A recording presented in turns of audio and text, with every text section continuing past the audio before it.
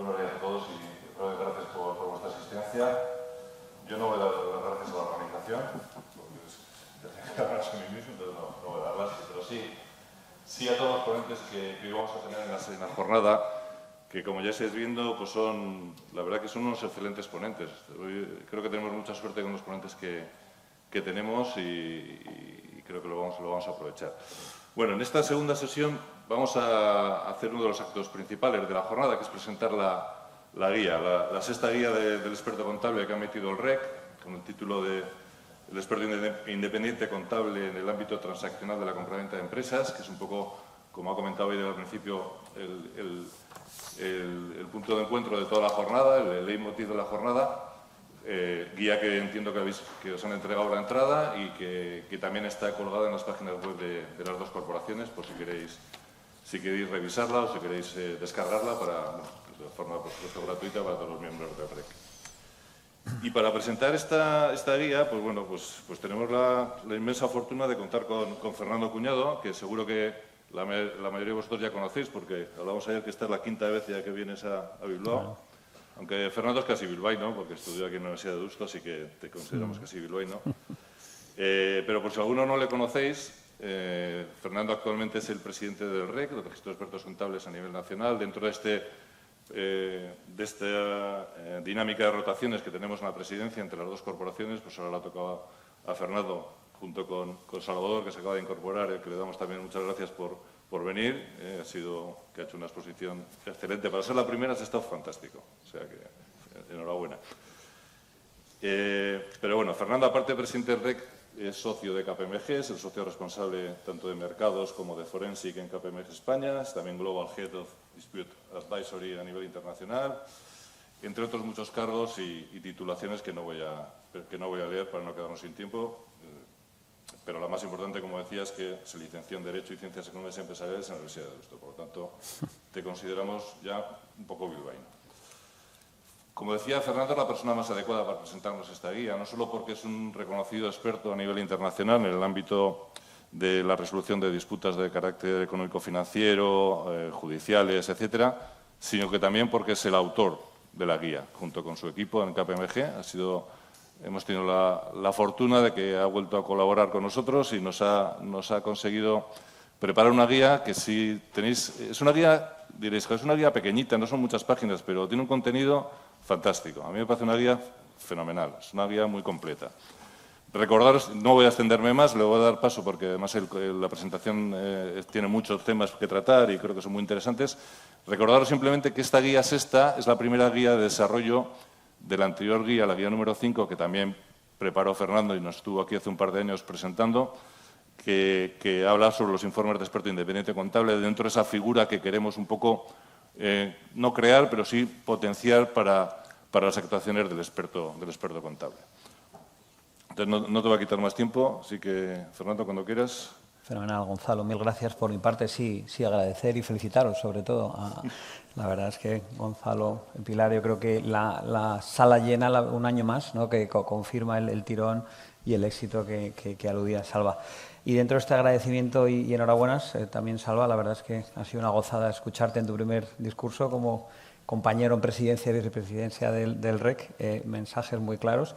Y bueno, yo creo que la presencia del vicelehendakari, consejero, etcétera, y yo creo que el plato fuerte será el que tengamos después con Maite, sí, porque todo lo que hablemos ahora del marco, de la norma, marco conceptual y demás, un poco brillante, Felipe, como siempre. Esto, lo que presentamos ahora también es un entorno más teórico, aterrizado en la práctica, pero Maite nos tendrá.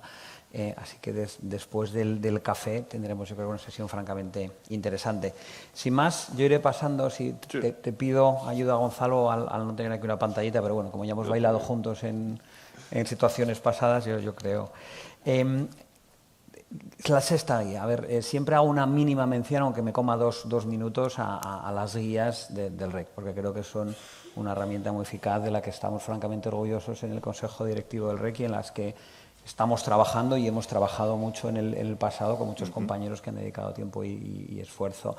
El orden de caídas es posible que falle, pero básicamente hemos hecho guías de compraventa de empresas, la perspectiva de due diligence, de auditoría de venta de empresas, los procesos de due diligence, una guía de valoración de empresas, de los habituales procesos de corporate finance, de valor razonable de empresas, una guía sobre planes de viabilidad, también que enfocamos en aquellos años en los que las reestructuraciones, refinanciaciones, pues cobraron una mayor relevancia por el ciclo económico. Una cuarta guía muy técnica, francamente interesante, de fusiones y escisiones.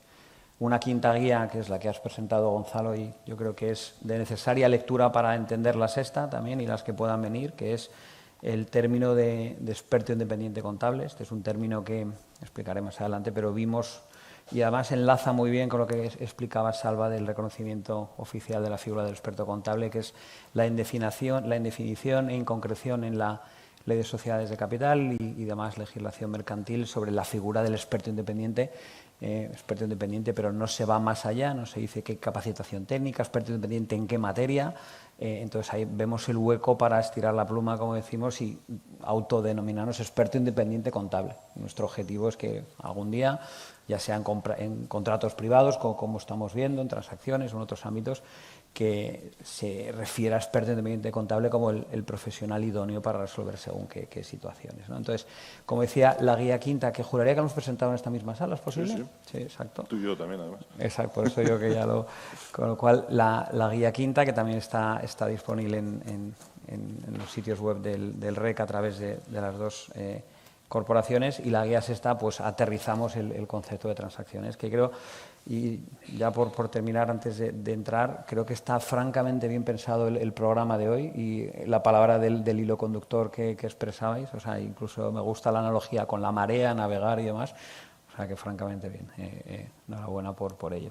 Y Felipe, la verdad es que me remitiré a muchas de las cosas que has dicho, porque cuando veo que las tengo que explicar, las has explicado mejor de lo que haría yo. Así que cuando entre en estas cuestiones voy a aprovechar para ir un poco más ágil.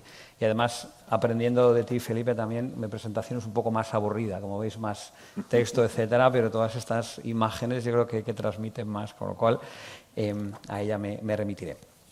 Empezamos un poco con la introducción. La razón de ser y la necesidad de esta guía creo que ha quedado explicada. Guía quinta, indefinición de la legislación mercantil de sociedades de capital, experto independiente, inconcreción, etcétera. Aprovechamos experto independiente contable y pensamos que ahí podemos aterrizar el concepto y atarlo con nuestro énfasis y trabajo por el reconocimiento de la actividad de experto contable. Entonces, la primera guía de desarrollo de la guía quinta es esta en el ámbito de transacción de empresas.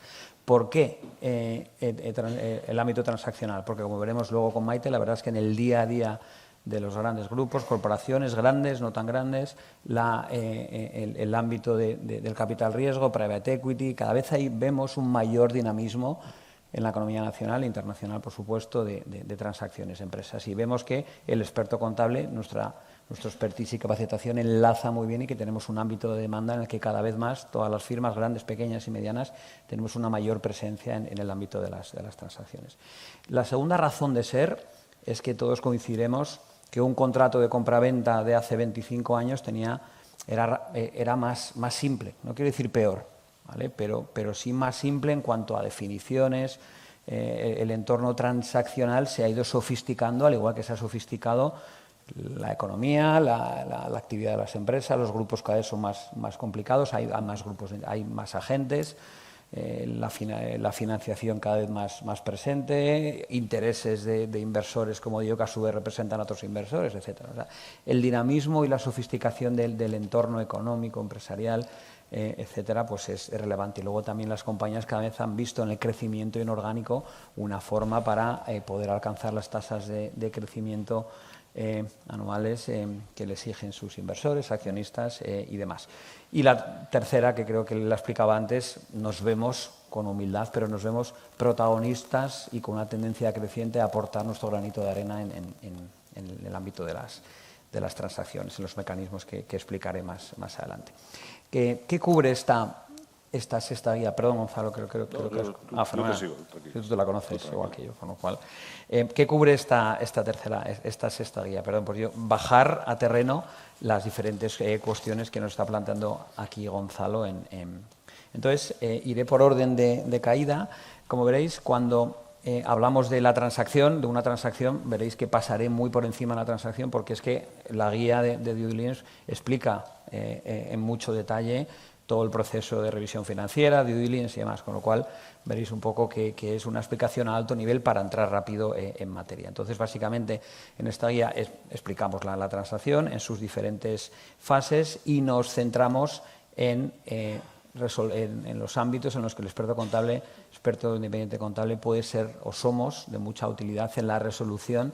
Decimos aquí de disputas, no necesariamente disputas, son discrepancias. Siempre decimos que en las transacciones, por su naturaleza, el vendedor, en su debida diligencia, tiene como interés maximizar el precio del activo. Es natural, es legítimo y es lo que se espera del vendedor. Y el comprador, lógicamente, tiene como principal motivación el pagar un menor precio por el activo. Entonces, son intereses evidente y naturalmente contrapuestos. Entonces, vemos que en las transacciones hay intereses contrapuestos que lógicamente, pues hay que alinear, y ahí le da valor y precio, ¿no? El precio es cuando comprador y vendedor consiguen alinear sus posiciones en origen divergentes, ¿no? Por eso decimos disputa y surgen muchas discrepancias. Y luego el ámbito de actuación del experto contable. Vamos a pasar a las definiciones, muy de alto nivel, como decía. Hablamos de transacción, yo creo que sobra y, como veis, lo limitamos a 3 líneas. Transacción, una operación mercantil en la que el comprador pues adquiere el control total o parcial de una compañía que, perdonad los anglicismos, pero cada vez se habla más de estas cuestiones, del target, es decir, el activo que se transmite, a una contraprestación acordada, un precio, referencias, valor y precio demás de las que podremos hablar. La transacción se instrumenta o se documenta, se regula en un contrato de compraventa. Cada vez veréis más, tanto en la guía como en todas las referencias de prensa, informes de analistas, la referencia al famoso SPA, Sales and Purchase Agreement.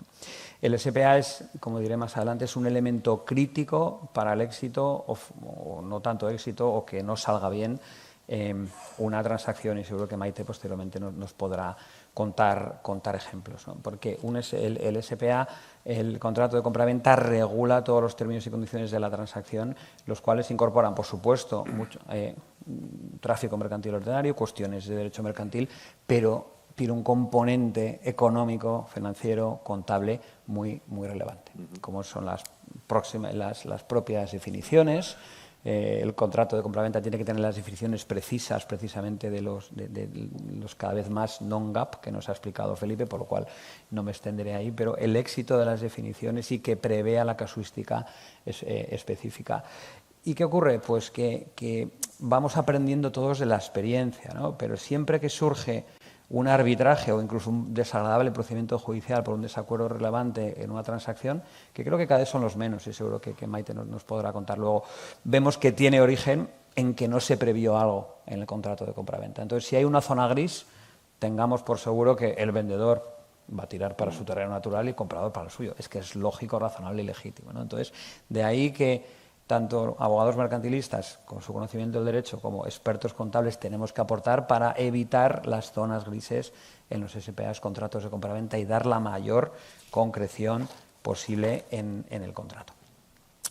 Definiciones o referencias, más que definiciones importantes, también vemos aquí precio final de la operación. Cuando veis que hablaremos de mecanismos de ajuste al precio, tiene su origen en que el precio puede tener 2 componentes, o sea, un precio inicial que luego se ajuste en un periodo de completion accounts por un periodo de transición entre el balance de referencia y el balance de cierre, o un ajuste al precio en el conocido como earnouts en función de la evolución y el performance del activo. Y luego el régimen de garantías, también estoy dando conceptos y perchas que luego desarrolle. El régimen de garantías, en virtud del cual comprador y vendedor comparten riesgos y a su vez pues el vendedor confirma la veracidad de los estados financieros del activo que está transmitiendo.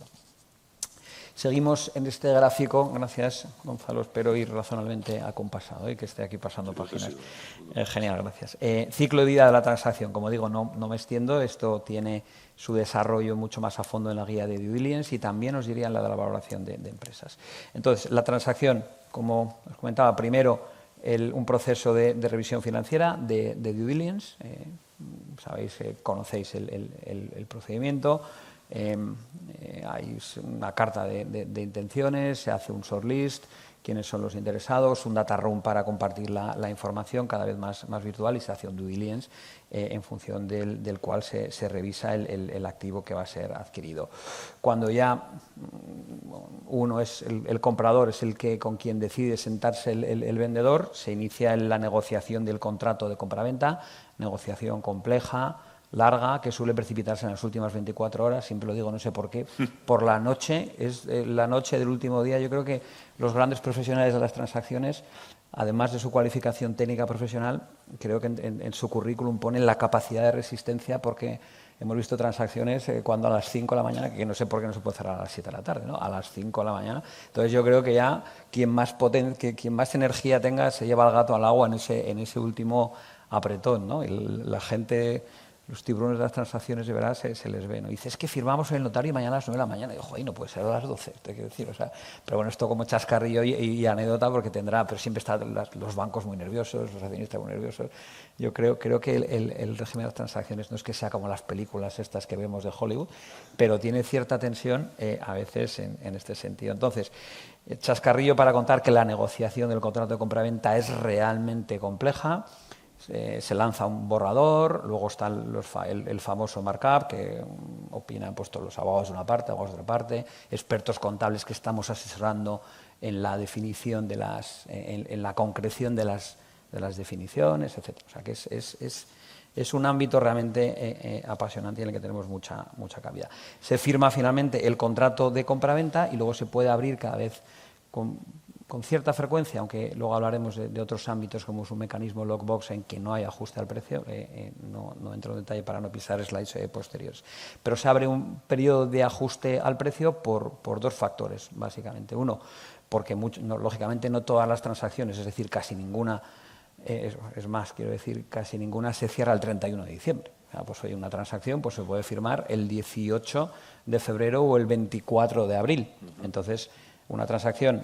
Se firma un contrato de compraventa con unos estados financieros de referencia que pueden ser unos estados financieros intermedios que no han sido sometidos a una revisión de auditoría financiera, de auditoría estatutaria, o que incluso no registran la estacionalidad de las transacciones del ejercicio anual completo, ¿no? Entonces hay unos estados financieros de referencia, pues que pueden ser 30 de mayo, y se abre un periodo de ajuste al precio, que en este caso se llama completion accounts, en función de cuál sea el balance de cierre. Estas completion accounts suele tener más referencia en el balance, también la cuenta de resultados, pero no es que sea ver cómo ha evolucionado el performance del activo, sino que se espera tener unos estados financieros pues auditados y que reflejen los 12 meses del ejercicio. Entonces, este es un periodo de completion accounts y luego el ajuste al precio pues también se puede, un mecanismo de earn-out en función de cómo se comporte el activo los 2 años siguientes a la transacción. Por ejemplo, son los 2 ámbitos en los que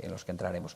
Y luego, una vez cerrado ya el closing de la transacción, incluido el periodo de earn-out, como digo, el vendedor tiene que asumir garantías, como cuando cualquier producto, en este sentido, ¿no? Garantía de oye, la velocidad de los estados financieros por si afloran activos sobrevalorados o pasivos ocultos que pudieran haber influido en el precio de la transacción. Estos son los conceptos básicos que vamos a ir abordando. Diferentes fases de la transacción. La fase 1, el proceso de due diligence. Bueno, pues tenéis ahí 3 bullets, pero yo creo que podemos avanzar. Lo mencionabas, se pone a disposición de la parte compradora, como decía antes, en los periodos en los que se invitan a varias compañías que acuden, pues los habituales data room para también gestionar la información, qué grado de detalle y de profundidad se la da. El comprador la analiza en esta due diligence muy a fondo y, hablando despacio de experto contable, los compradores suelen estar asistidos pues, por profesionales como nosotros, todos los que estamos en esta sala, para ir dando los pasos adecuados. La negociación del contrato de compraventa, hice el chascarrillo antes de la complejidad, sofisticación y de la cuestión de la energía, y bueno, pues puede dar paso a una oferta vinculante o una oferta no vinculante. Aquí hay una serie de condicionantes de detalles sobre los que podremos profundizar si queréis más adelante. Luego, la fase 3 se firma el contrato de compraventa con elementos claves, por supuesto el objeto del contrato, que es lo que se transmite, cuáles son los términos de referencia, términos más económico-financieros y contables que tenemos que asegurarnos que quedan bien definidos, por supuesto la fecha de cierre, estados financieros de referencia, qué ocurre entre los estados financieros de referencia y la fecha de closing. Hay un periodo de completion account, si no, el precio revisable, si no, hay un earn-out en los 2 años posteriores, 1 año posterior, o no hay earn-out. Es decir, que hay una serie de cuestiones económicas que interactúan en el SPA que son muy importantes. Como decía, las garantías, conocidas como reps and warranties, y otra serie de cláusulas que iremos viendo. La fase de ajuste al precio, aquí estamos, esto es un poco lo que he estado contando, y ahora iremos en slides posteriores desgranando cada una de ellas. Por eso veis que no le doy profundidad a los diferentes. Básicamente hay dos grandes bloques, es decir, transacciones que sí prevén un mecanismo de ajuste al precio, es decir, el precio se ajustará en más o en menos en función de cómo evolucione el balance del target entre estados financieros intermedios, estados financieros de referencia y el closing. Este es el periodo de completion accounts, y la segunda modalidad de ajuste al precio, cómo evoluciona el performance en general, la cuenta de resultados de la compañía, 1 o 2 años con posterioridad al cierre. Esto es las 2 modalidades de ajuste al precio compatibles entre sí. Puede haber transacciones con completion accounts por una situación y con un earn-out posterior. Y luego, que quizá comentemos en la sesión posterior, cada vez más vemos también situaciones en las que las transacciones no prevén ajuste al precio. Es el conocido como sistemas lockbox. Es decir, mira, este es el precio, este es el valor que arroja el proceso de due diligence, todo el valor razonable de los activos. Nos sentamos en la negociación, este es el precio de la transacción, y nos olvidamos.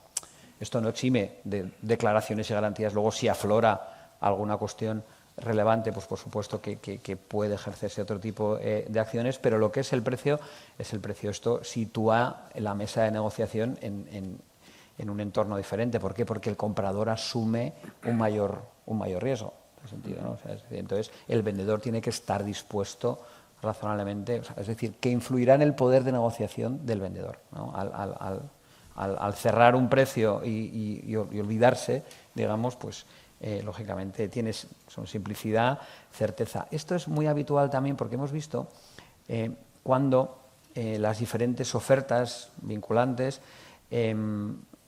pueden no diferir. No es lo mismo que un comprador ofrezca un precio cerrado o sea, comparar una operación lockbox con una operación con ajuste al precio son peras y manzanas. Entonces, realmente cuando hay muchos contendientes o procesos muy competitivos, como decimos en este slide, el mecanismo lockbox puede ayudar también a la comparabilidad más adecuada de las ofertas. Pero bueno, luego veremos si son más o menos habituales, ventajas e inconvenientes. Yo creo que podremos sentar en la siguiente sesión. Y la fase 5, como decía, de la transacción, el periodo de garantías. Vamos a entrar un poco en detalle en las diferentes casuísticas ahora en las siguientes slides, ¿vale? Como decía, las conversion accounts, básicamente en el slides hablamos de precio inicial y precio final.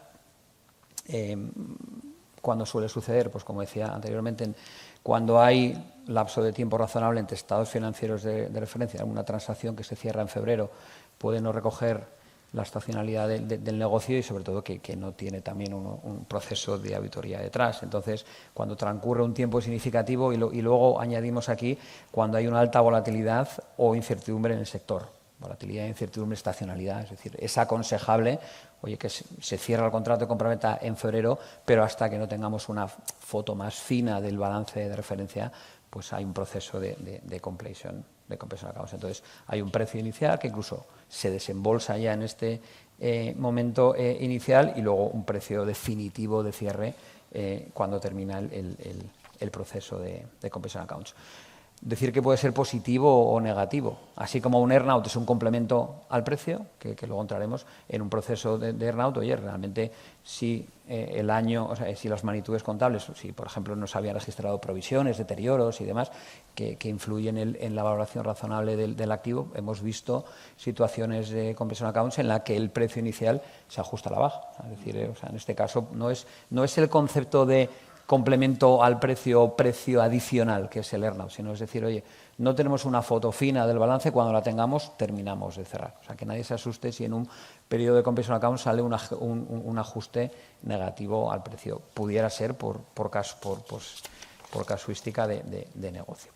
Cuestiones muy relevantes en los completion accounts, y aquí la técnica contable es relevante. Lo estaba diciendo Felipe, ¿no? Los criterios contables y las políticas de valoración que se aplicarán. El contrato de compraventa, el SPA, tiene que ser muy preciso en cuál es el gap aplicable, si hay definiciones non-gap, definirlas bien en el contrato para, insisto, evitar los tonos grises. Lógicamente también hay que ver si se ajusta el precio en más o en menos, cuáles son las magnitudes que se utilizarán, muy habituales. El working capital, la deuda financiera neta, que de nuevo es un non-gap, por tanto, qué partidas entran a jugar en la deuda financiera, etcétera. Cuestiones muy relevantes de los completion account. ¿Quién los prepara? ¿El vendedor o el comprador? Si el comprador todavía no ha tomado control, pues lógicamente es habitual que sea el vendedor quien los prepara. Lógicamente el comprador tiene derecho o los va a querer revisar. Entonces se define una dinámica y una serie de cuestiones que no pueden quedar al azar. No puede quedar, se firma el contrato para venta, bueno, los completion accounts, pues ya veremos quién los hace, ya nos pondremos de acuerdo. Seguramente que sea una fuente de problemas, ¿no? Lógicamente con intereses económicos, como decía, naturalmente contrapuestos y legítimamente contrapuestos, ¿no? ¿Cómo interviene el experto independiente en esta fase del ajuste al precio de completion accounts? Pues, bueno, antes incluso, como decía, y no quiero dejar atrás, en la propia redacción del contrato de compraventa, cada vez nuestros colegas de mercantil nos llaman más, pero decir, puedes echar un vistazo a las definiciones y ver que los economics del contrato funcionan bien, y lo que es un vistazo a veces es una semana de trabajo porque requiere ajuste fino. Y en el proceso de completion accounts, pues como decía, podemos ayudar al vendedor a preparar esas completion accounts, podemos revisar ayudando al comprador en este ámbito, y oye, si hay discrepancia entre comprador y vendedor, el experto independiente contable también se puede recurrir a nosotros para ayudar a resolver esa discrepancia, a ver dónde están los puntos en discrepancia y demás. Entraremos luego también en la última sección. Pasamos ahora al earnout, ¿vale? El earnout sí es un complemento al precio, es decir, es un complemento al precio en el que la esencia económica del earnout es que comprador y vendedor comparten riesgos. El comprador, cuando compra un activo con capacidad de generar flujo de caja a futuro, tiene una visibilidad razonable de ese flujo de caja que, traído a valor presente, es lo que ha derivado en el cálculo de valor razonable y posteriormente del precio, pero bueno, se define, dice, oye, vamos a compartir riesgos comprador y vendedor, y el precio, digamos, lo troceamos en dos. Esta es la estimación razonable del flujo de caja futuro, pero luego puede haber un complemento. O sea, el vendedor renuncia a parte del precio y asume parte del riesgo de la evolución del performance del activo que se está transmitiendo. Esto cada vez es más, o sea, los vendedores, digamos, que tienen que ceder ese terreno, incluso si el vendedor tiene mucha confianza en la potencia de su activo, dices que incluso puedo mejorar las previsiones de flujo de caja que estamos poniendo. O sea, es algo bastante habitual. Insisto, diferenciamos completion accounts más que por compartir riesgo, es por una foto más idónea de balance, y el earnout es más un complemento al precio, por tanto, earnouts negativos no caben, porque es más un precio variable, que dependerá de este rendimiento del activo. Aquí también, parafraseando a Felipe, los MPMs, ¿no? Que decían que es el Performance Measures. Por tanto, hay que definir muy bien el contrato de compraventa cuál es el parámetro de rendimiento del activo que se va a medir. Este es el EBITDA, cómo se comporta el EBITDA en los próximos, etcétera, ¿no? Entonces, claramente es algo importante, ¿no? Y lo que decimos aquí en el siguiente párrafo es lo que decía de compartir riesgos. Hay una cierta asimetría en la información, en el conocimiento del activo. El comprador está convencido de que su activo el flujo de caja futuro del activo va incluso a mejorar sus previsiones, y el comprador dirá, bueno, pues eso lo dices tú que es tu bebé, digamos, ¿no? Y que es tu compañía, pero tengo que protegerme de que esto no sea tan bonito como me lo pintas, o incluso que haya un evento de mercado macro geopolítico, que cuántos negocios claramente se han invertido no por una mala gestión, sino por un factor exógeno. De nuevo, entonces, ¿qué terreno tenemos para sumarnos y aportar nuestro expertise, el experto contable? Podemos ayudar a preparar el cálculo del earnout, de nuevo revisar el cálculo del earnout, y si hay discrepancias, pues ayudar a comprador y vendedor en resolver sus discrepancias y sus diferencias respecto del earnout, ¿no? Entonces, como veis, por esto yo en estas transacciones, y no tienen que ser necesariamente multimillonarias, cada vez vemos más transacciones en las que, oye, pues realmente ese acompañamiento, fijaros, comprador, vendedor y en caso de discrepancia un tercero, nos encontramos en una sala 3 compañeros que hemos ido ayudando en diferentes fases del proceso. Y si otro compañero fue el que ayudó o sea, que a veces somos 3, 4, 5 firmas o despachos o profesionales, personas físicas, quienes estamos aportando valor a una transacción, ¿no? Yo creo, por tanto, que definir, por eso, estas guías y más, o sea, el construir profesión y conocimiento ahí creo que es importante, ¿no? Porque realmente contribuimos, y un poco nuestro eslogan es valor para la información financiera, ¿no? En ese sentido, o sea, que tenemos que remar todos en las buenas prácticas, ¿no? de este ámbito. Y esto es lo que pretende esta guía. Más cuestiones que estamos viendo. Ya cerramos, digamos, el periodo de ajuste al precio, tanto en la fase de completion accounts por la evolución del balance entre estado de referencia y closing, como en el earnout. Y pasamos ahora ya al periodo que se llama post-deal, es decir, ya se ha transmitido el activo, ya se ha satisfecho el precio inicial, el precio final, ya sea por completion accounts, ya sea por earnout o complemento al precio, o por las dos, y ahora estamos en el periodo de garantías, donde el comprador tiene que tener una protección razonable ante activos sobrevalorados o pasivos ocultos, en este sentido de decir, oye, pues que afloren cuestiones no previstas, contingencias no previstas y no definidas de nuevo en el SPA. Es decir, todo aquello que el vendedor no haya hecho un disclosure en el SPA, o sea, es decir, que no haya avisado de contingencias, de cuestiones que pueden impactar en el valor presente del activo, puede entenderse como una omisión o como algo no representado por el vendedor, en este sentido, ¿no? Entonces, estas cuestiones, cuando aflora una reclamación por garantías, suele ser una cuestión un poco más, diría, un nivel de discrepancia ya diferente, ¿no? Porque cuando hay discrepancia en criterios contables, es decir, en la fase de ajuste al precio, si el SPA no es muy preciso, pues es legítimo la interpretación contable que se estire un poco en un función u otro y demás. Cuando es una reclamación postgarantías, ya es que el comprador dice, uy, esto no contaba con ello, no contaba con ello, o ha aflorado una inspección laboral por una serie de cuestiones y puede tener un impacto razonable. No quiero decir que necesariamente unas garantías implique que vaya a haber un juicio o un arbitraje, pero se está más cerca de que el comprador tiene la percepción de que ha pagado un sobreprecio por lo que ha adquirido. Y no solo que ha pagado un sobreprecio, sino que ha pagado un sobreprecio por algo que no se lo han presentado como él creía que era, en términos de veracidad de estados financieros de referencia, de veracidad de proyección de negocio y demás. Por eso digo que añade un punto, no quiero llamarlo de tensión, pero un punto más respecto de esta discrepancia natural que explicaba anteriormente. Entonces, un contrato de compraventa que debe prever respecto de estas garantías, muchas veces el vendedor, limita, se suele poner un cap, es decir, una cantidad máxima, porque también cuando está vendiendo un activo, dice, voy a ser responsable a futuro por un importe por un importe limitado hasta X. Esto es, de nuevo, parte de la negociación en función de las magnitudes del activo. Tenemos hasta y media, razonable. Hasta y media, sí. Hasta y media, vale. Voy a acelerar. Y luego, una franquicia, un importe mínimo, también dice, no abramos un proceso de declaración de garantías por... Aquí la materialidad tiene cierta relevancia, por peanuts no nos vamos a meter en este lío. Periodo, como decir, oye, pues 1 año, 2 años, lógicamente el comprador quiere 5, el vendedor querrá 6 meses, o sea que os quiero decir que hay muchas cuestiones.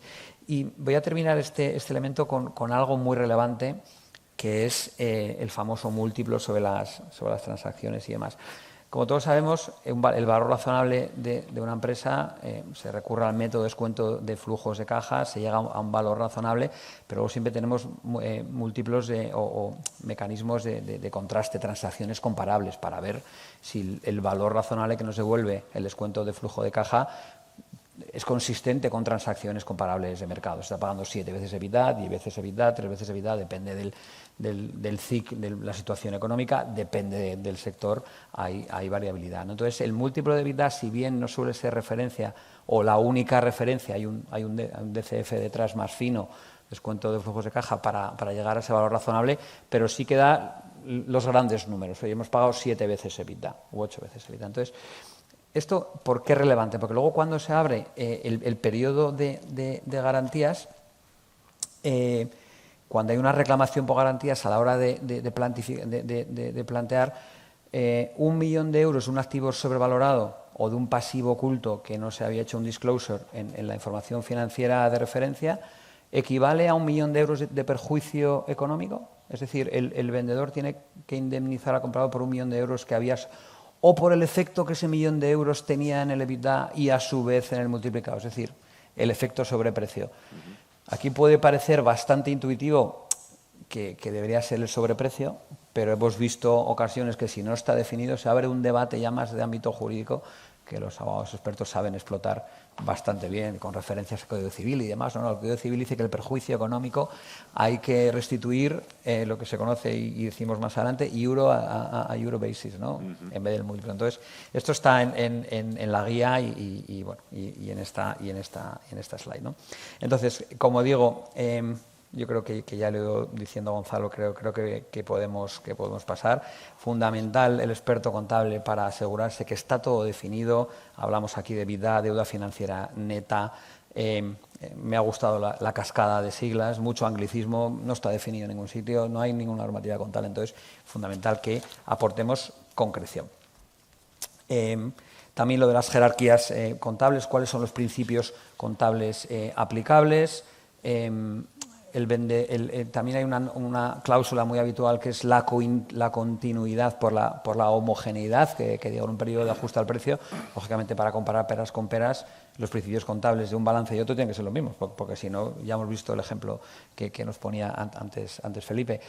Entonces, los principios contables que haya venido aplicando la empresa en los años previos a la transacción son relevantes, pero el comprador también se quiere proteger y decir, hombre, si estos principios contables son un atentado contra los principios contables generalmente aceptados, pues es la cláusula que se conoce como el gap override, es decir, que si hay alguna cuestión que se aleja notablemente de los principios contables, que prevalezca la norma contable, aunque no esté definida más próxima. Ahí el experto contable, lógicamente, tenemos mucho que decir. Paso, si os parece, Gonzalo, que a la parte 6, que es el experto directamente, creo que es interesante y al ser la última, pues a veces llegamos. Siempre te dejamos poco tiempo. Sí, no, que va, es que me pongo estaría, aunque parezca, os he comentado antes, aunque parece pequeña, tiene tan cantidad de contenido que es que le dejamos siempre poco tiempo y no, es una pena, porque da gusto. Trato, que va. Pero es muy interesante la última parte, por eso siempre te aprieto para que fenomenal. lo cuentes, ¿verdad? Pues quedan 5 minutos y yo creo que llegaremos. En estas slides, si las quieres pasar rápido, aquí se abre un mundo en las declaraciones y garantías, o sea, un mundo de matices. Quedaos con esta palabra, en donde los expertos contables podemos aportar mucho en las definiciones. Cuando el vendedor está redactando, o cuando están llegando a un acuerdo en el contrato de compraventa sobre qué está garantizando el vendedor, fijaros matices. El vendedor garantiza que los estados financieros de referencia son veraces, son exactos, son completos, son veraces en todos sus aspectos materiales. Ahí lo dejo. ¿Cuánto podríamos hablar de qué significa una y otra cosa? Y la indefinición de estos propios términos, cómo juega la importancia relativa o la materialidad. Que es veraz en todos sus términos materiales. A un abogado esto le puede sonar fenomenal, pero a un contable te saco punta a esta cuestión y puede diferir pues, en estas cuestiones. ¿Vale? Venga, pasamos explicamos en estas slides más adelante y está en la guía lo que os digo, lo de la aplicación del múltiplo que puede no ser tan evidente. Pasamos al experto dirimente porque cada vez más, y lo vamos a hablar seguro en la sesión posterior, pero cada vez más yo creo que cuando hay una transacción, vendedor y comprador quieren, hay una cierta sensación de urgencia, hay una sensación estratégica. Una transacción tiene sentido en un momento determinado. Si una transacción se eterniza 3 años, pues es que el componente entre las compañías, tanto vendedor como comprador, se distraen del core de su negocio y luego también pues que puede perder el momento estratégico de negocio inducido, de entrar en un mercado y demás, con lo cual la agilidad en las transacciones es relevante. ¿Y por qué digo esto? Porque cuando hay una discrepancia ya que no se ha conseguido superar en las mesas de negociación, pues los contratos de compraventa prevén un primer mecanismo en donde tenemos mucho, antes de ir a la vía judicial, que la agilidad en la vía judicial pues es la que es, o incluso la vía arbitral, aunque sea más ágil que la judicial habitualmente, pues también puede requerir 1 año, 2 años, y eso te puede reventar el interés económico de una transacción. Hay un sometimiento cada vez más frecuente, es un primer intento, digamos, y suele ser eficaz. Es decir, en caso de que no nos pongamos de acuerdo en este ajuste al precio, en este conversion accounts o en estas garantías, ¿por qué no nos sometemos? Esto no es una cuestión de derecho, es una cuestión financiera, económica, contable. Nos sometemos a un experto independiente. Hace años decían, el auditor, igual que la legislación mercantil que encontramos en el Código de Comercio antiguamente, el auditor ya por cuestiones de independencia no está en este ámbito, entonces se evoluciona a experto independiente, ¿no? En legislación mercantil y lo siguiente será experto independiente contable. Pero lo que digo es, el experto dirimente comparado al vendedor dice, nos ponemos en manos de un experto independiente que nos ayude a resolver esta cuestión. Y aquí, en la guía, damos una serie de consejos prácticos, damos una serie de referencias. No quiere decir modelos de carta de encargo, porque esto siempre lo intentamos y se nos pide, pero aquí hay que pensar realmente y cada transacción es un mundo, ¿no? Entonces, el experto dirimente contable, varias referencias, o el experto dirimente, es cuando comprador y vendedor se someten a un experto contable para resolver de mutuo acuerdo. Y su dictamen es vinculante. Luego se puede impugnar, digamos, e ir a vía judicial y demás, pero bueno, ponen en nuestras manos el resolver una discrepancia. Y aquí hemos aprendido mucho con la experiencia. Hace 20 años, pues lo mismo, la carta de encargo, o incluso te llamaba primero el comprador y mira, no estamos poniendo de acuerdo, y llevabas una semana hablando con el comprador y luego te sentabas en la mesa con el vendedor. Entonces, la sensación de parcialidad, si llevas una semana trabajando con una de las dos partes, pues la otra puede no sentirse cómoda, decir, oye, es que ya te han dado su versión antes de escuchar la mía, ¿no? Entonces, un proceso de experto dirimente tiene que ser impecable, por supuesto, en la forma técnica, pero o en el fondo técnico, perdón, pero también en la forma. Aquí es donde hemos aprendido mucho a una serie de cuestiones que están en la guía, pero déjame resumir en 2-3 minutos las más relevantes. Es fundamental que el inicio de las comunicaciones con el experto dirimente sea simultáneo. Cuando nos suena un teléfono y nos llama una de las partes, sí, mira, que tenemos un proceso, a ver si estáis disponibles o a ver si tenéis conflicto de interés, porque soy el comprador y soy el vendedor, y nos empiezan a contar, y decimos, espera, ¿por qué no montamos una reunión con las dos partes y que sea en ese momento cuando os dais detalles sobre la transacción? Porque si no, ya podemos empezar con mal pie, ¿no? Entonces, centrar las reglas de juego desde la primera llamada, desde la primera reunión.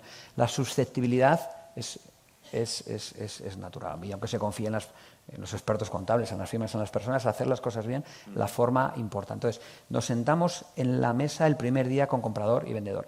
Primero, les pedimos que nos digan en qué estáis en desacuerdo, porque el experto dirimente va a resolver sobre las materias en las que esté en desacuerdo, no sobre la globalidad de la transacción, por una cuestión de eficiencia y por una cuestión, mira, es que estamos en desacuerdo sobre estas 3 partidas contables que tienen su efecto en el working capital. Venga, pues ahí nos centramos, ¿no? Muchas veces es un trabajo poner de acuerdo a las partes en que están en desacuerdo. hay muchas veces que no conseguimos ni cerrar la carta de encargo, porque uno quiere llevar al experto independiente 10 ajustes y otro solo 2. Entonces, el experto independiente no tiene legitimidad o facultad o mandato, tiene mandato para resolver una vez que comprador y vendedor firmen la carta de encargo. Muy importante. La carta de encargo tiene que firmártela comprador y vendedor. Si te lo firma solo uno, también vamos mal. ¿Cómo se satisfacen los honorarios? A partes iguales. O sea, que hay un montón de cuestiones. Reglas de juego bien definidas. Y luego el propio proceso. ¿Cómo vais a presentarnos el caso, llamémoslo? ¿Cómo nos vais a contar vuestra posición? Nuestra recomendación, fruto de errores pasados, insisto, que hemos ido aprendiendo, por escrito, que es las submissions al experto. Un primer planteamiento. Nos gusta tener 2 fases. Bueno, luego transparencia.